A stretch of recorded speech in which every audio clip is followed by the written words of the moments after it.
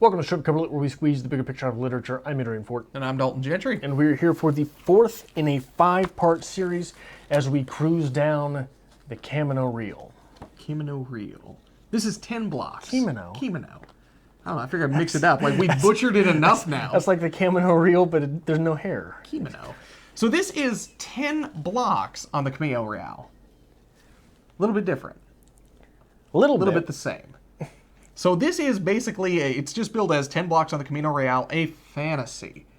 This seems to be an abridged black box production, really. It's a smaller version, it's kind of more condensed, but it's really the same story. I think there are a few minor differences here, but not a lot of major differences. Okay. Do you have any thoughts and feelings on this before we get really into it here? We'll get into it. What have you got? What have you got? So I think the important thing here to distinguish between the two of these is the difference between a black box theater production, or one act if you would, as opposed to a full-scale production. Okay. So full-scale production would have been the Camino Real. We have intermission, we have multiple acts. It's a long production, hour and a half, 2 hours, whatever.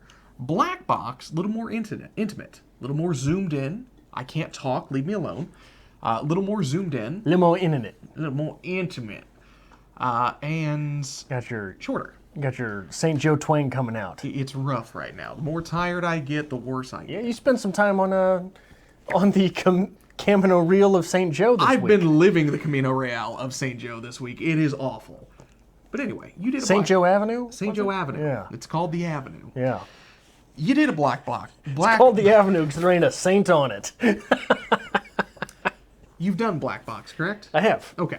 How would you describe the difference between a full-scale production? You ever done a full-scale production? I have. Okay. How would you describe the difference between the two? In black box, you're sitting on someone's lap. Yeah. It usually seats, 50 people tops. And you're right there. You're right there. There's not a lot of production value to it. It's very intimate. And I think that is the big key here, because rather than focusing on the Camino Real with this... Camino Real, I feel like we focus more on Kilroy, the character. Yeah, well, this definitely makes a main character out of Kilroy. It does. It starts with him. Does it start with him? I can't remember if it starts with him, but he's definitely there almost immediately. Versus, I think he was there 6 blocks in last time, so that would make sense if it starts with him. Is he there? It does not, but you literally have 3 lines of block 1 before Kilroy enters. Yeah. So this is very fast-paced. This is very intimate. And in my opinion, it is more of a character... Very intimate. It's more of a character analysis of Kilroy rather than... Half animated, half intimate. There you go. Animated. Intimate. Okay, good enough. It seems to be more of a... Half animated, half intima. That one I like. We'll go with that. But it seems to be more of a character study of Kilroy rather than a breakdown of what is the Camino Real. Half Kilroy, half meandering. Kill me. There you go. Fair enough. Any thoughts on that? On the intimacy or on black box theaters? Yeah, either one. So I did black box theater. You did. I don't know if I told you that. Tell me about it.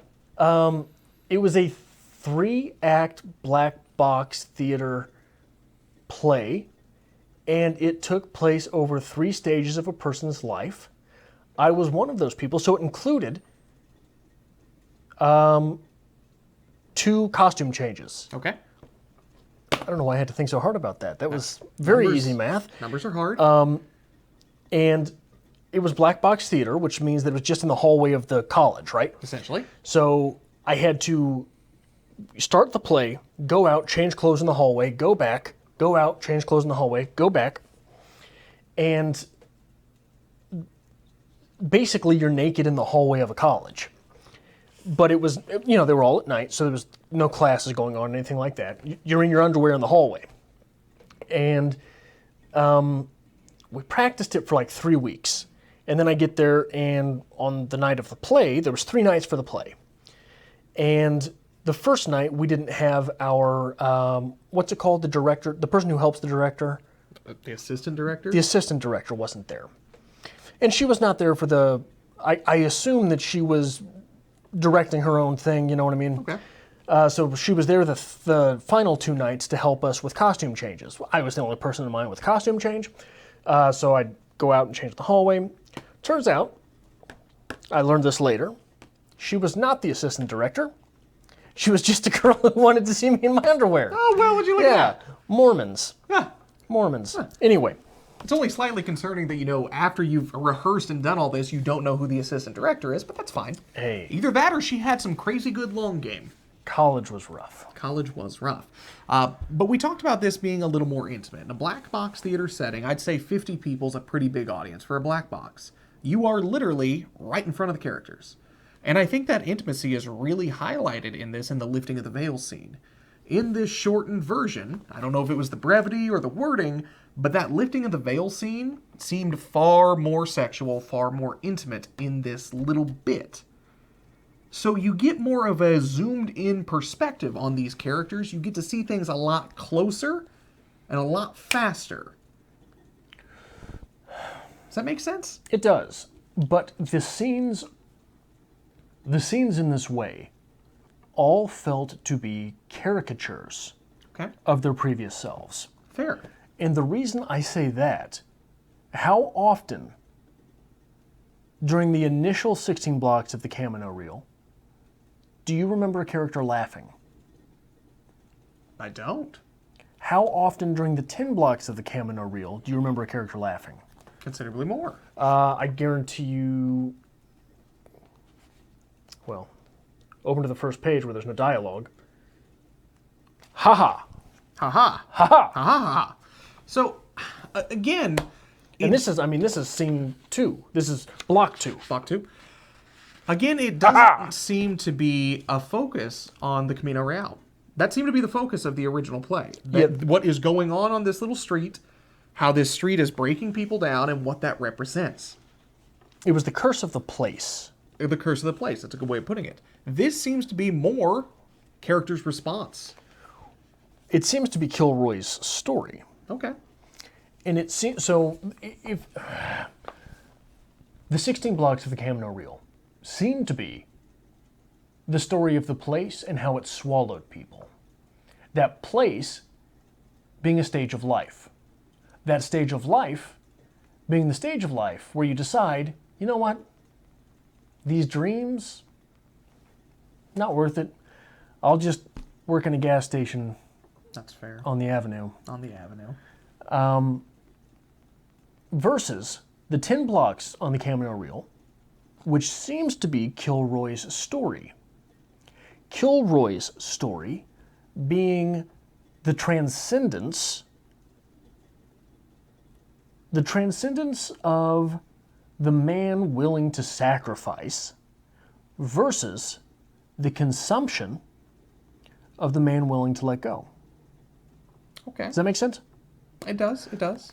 And I think it becomes necessary to focus on Kilroy on this.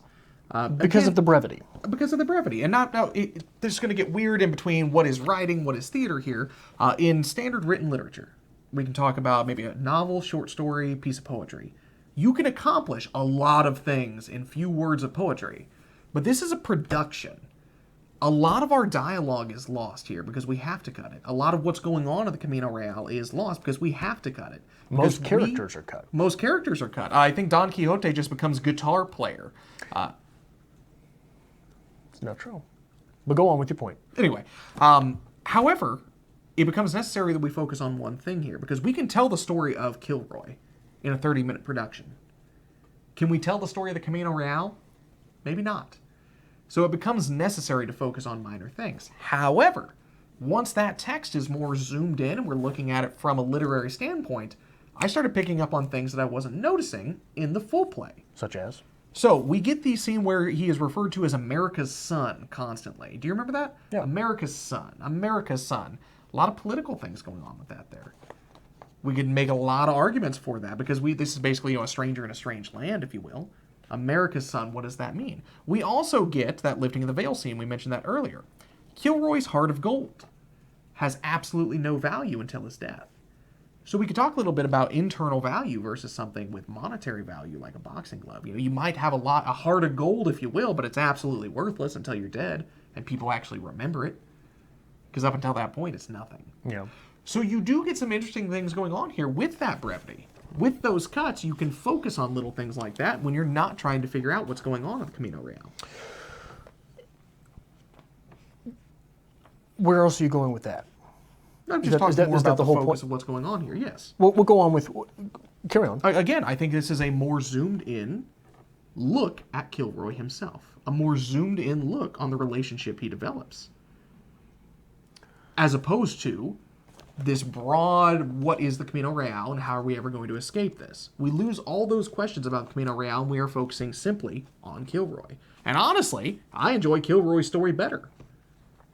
Okay, there's definitely an argument to be made there because we cut a lot of the. I don't know. I enjoyed the first 16 blocks better Okay? because I think that there was much more commentary there as far as the individuation of dreams. Okay. In this, we have Jacques, who's the lover, and we have Kilroy, who's the fighter. In the first 16, we had Jacques, we had Kilroy, we had Don Quixote. We had so many characters who we were forced to look at outside of their view of themselves while only being presented their view of themselves. Okay. The only one we have that with here is Don Quixote, who is introduced as the knight. The Knight. Excuse me. And he then clarifies that he's Don Quixote. How is Gutman? Gutman's different in this as well. Is he just proprietor?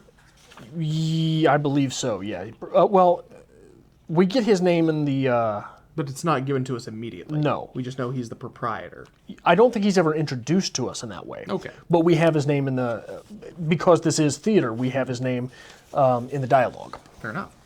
But yeah, so who are you? Quixote. Quixote de la Mancha. Heard of me? We have to have Quixote introduce himself. Because he is, not only is he not introduced as Quixote, we don't have any clues that he is anything other than the knight. Okay. So we are forced to reconcile at the end of the piece that this is about dreams.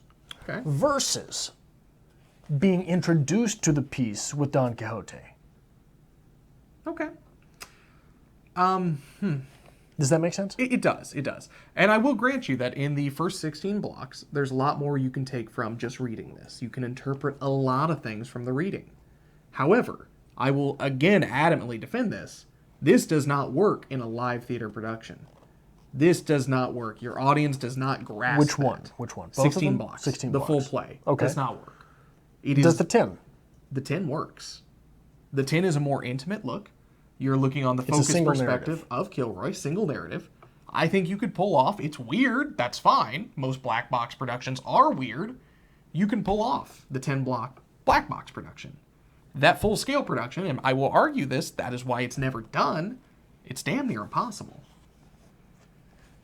It's all over the place. How? It just doesn't work. Shakespeare's all over the place. Shakespeare's all over the place, but most people accept Shakespeare. Most people come into Shakespeare knowing the story. We're not trying to introduce them to the story while we're there in the theater.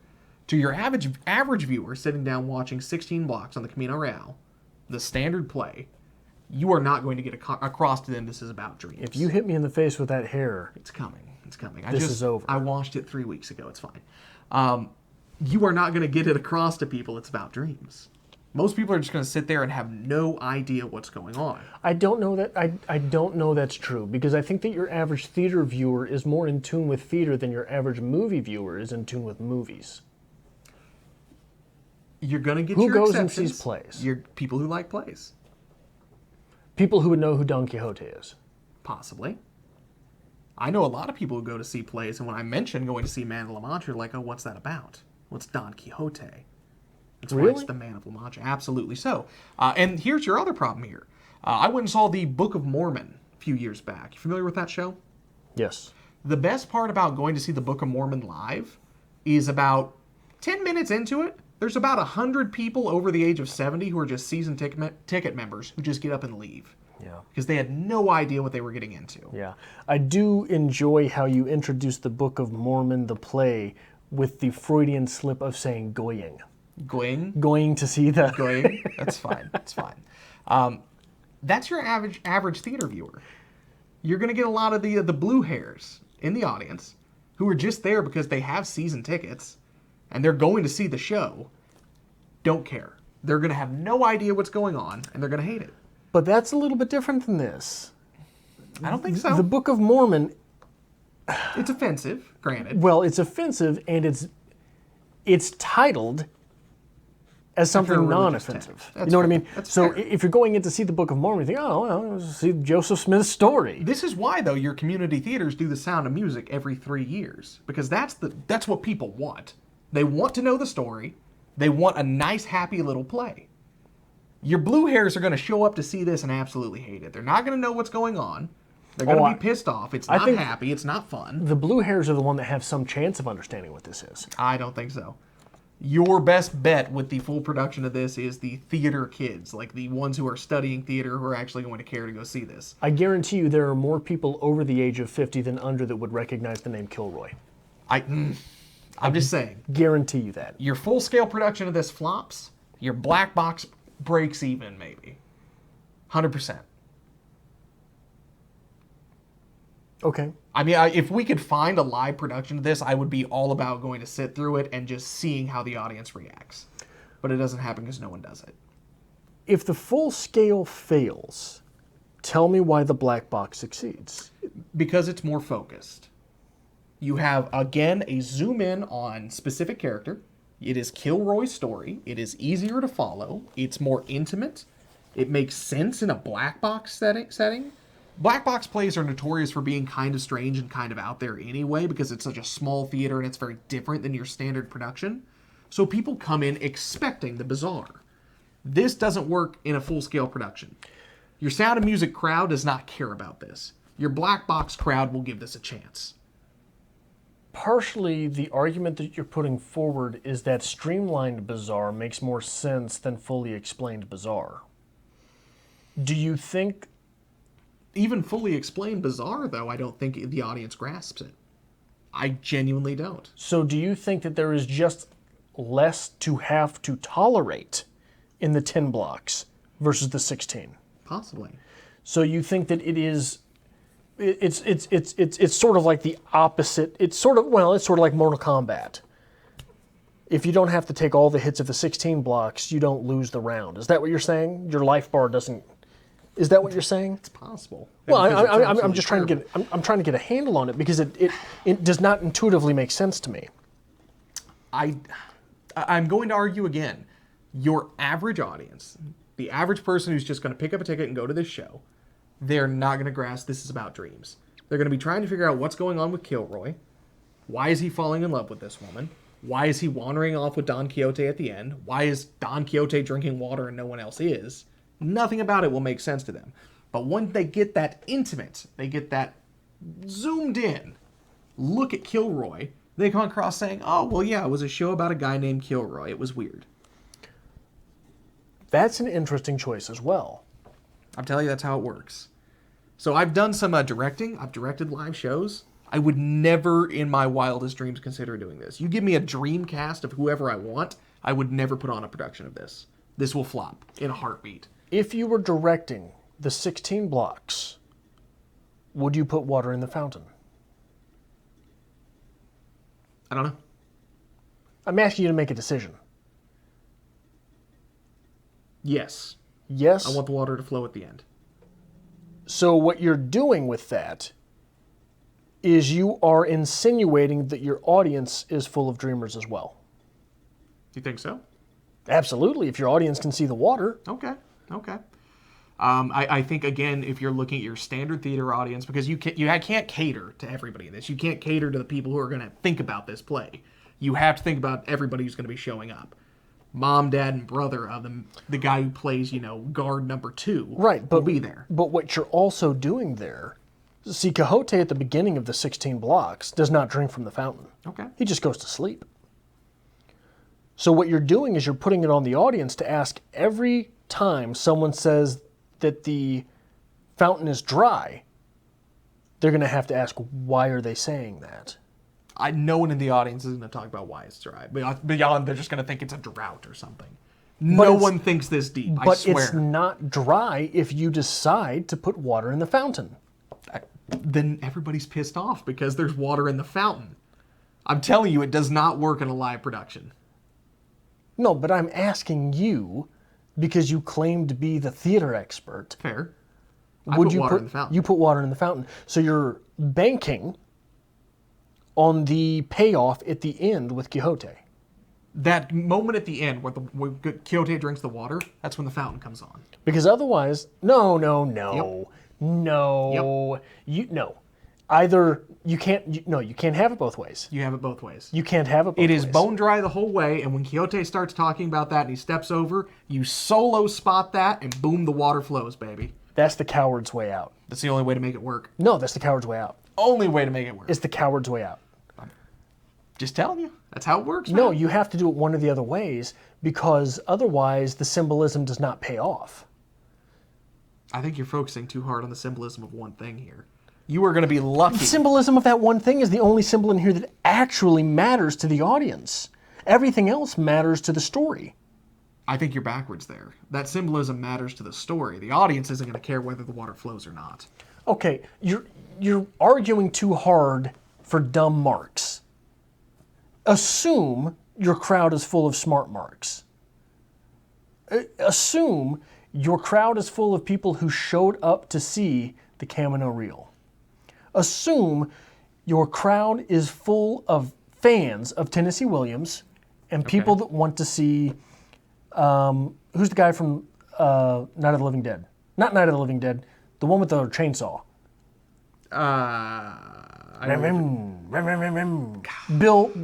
Bruce Campbell.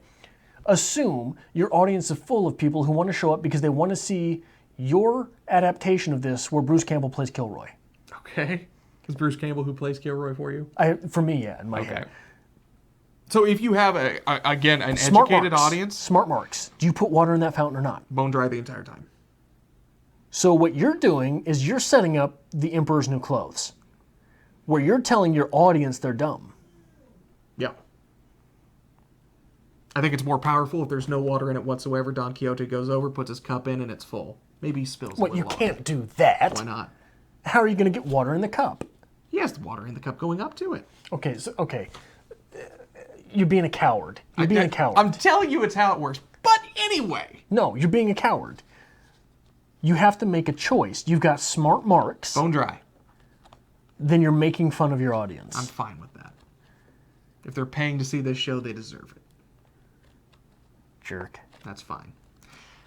Anyway, though, 10 blocks, the fantasy, works better in my opinion. It is more focused. It Streamlined. is more streamlined, an intimate look at a character, easier to follow for the standard audience. And honestly, I think you can pull things from it. Because the audience doesn't get to sit and look at the script and analyze what's going on here. Where's the symbolism with this? That's why you put water in the fountain the whole time. Because that way, the first time someone said that the fountain is running dry, they're having to mediate that with their perception of what's going on with the fountain. That's why you put water in the fountain the whole time. Because it's I think Act the audience 1. is just genuinely confused at that point. If the fountain's running dry and there's no water, why is the water flowing? Right, no, here's the thing. Is then they're searching for the symbolism the whole time when they're already thinking about symbolism and how it frames this piece. They're going to pick up on the fact that somebody's Don Quixote and someone's named this and someone's named that. They're going to pick up, okay, so the survivor himself. That's going to hit much harder if you're already wondering why you're seeing water and everyone refers to the fountain as dry. Again, I'm telling you, your reviewing audience with this, they're going to tell you, I don't know, there was a knight, his name was Don, I don't know why, he drank from water. Daniel Quixote? Don Quixotes. It just doesn't work. Do you have anything else you want to say about the fantasy? 10 blocks on the Camino Real. No, I'm right. Dear God, let's put this to rest. We will be back next week with a full review of Tennessee Williams' Camino Real, which I hope gets no points whatsoever because it's hot garbage. I really liked this. I didn't like the 10 blocks as much. I thought it was more streamlined. I thought it was a more cohesive story. From a theater perspective, the 10 blocks is better. From a literary perspective, the full play is better. And it does work. It has some good things in it, so I shouldn't be bashing whatever. I'm just pissy right now. But we will be back next week. When are you not pissy? Tuesdays. We will be back next week with a full analysis of Tuesdays Tennessee with Williams. Dalton. Camino Tuesdays Real. with Dalton, yeah. Okay, we should write that. Yeah. You don't want to do Tuesdays with me. It's weird to see me happy. So if you like this kind of thing, make sure you hit the subscribe button down below. Give this video a like as well, because we always appreciate it. And if you want to help us create more great content or mediocre content like this here on Strip Cover Lit, there's a link, as always, to our Patreon to be found in the description below. You're wrong about that fountain. We should have a fountain on set. We could have one of those fountains that shoots out chocolate. It's just like randomly... Or yes. fondue. A fondue fountain? Let's do it. Fountain Dew. Except I can never drink from it. You would bring Mountain Dew. Mountain Dew because fountain. of your people.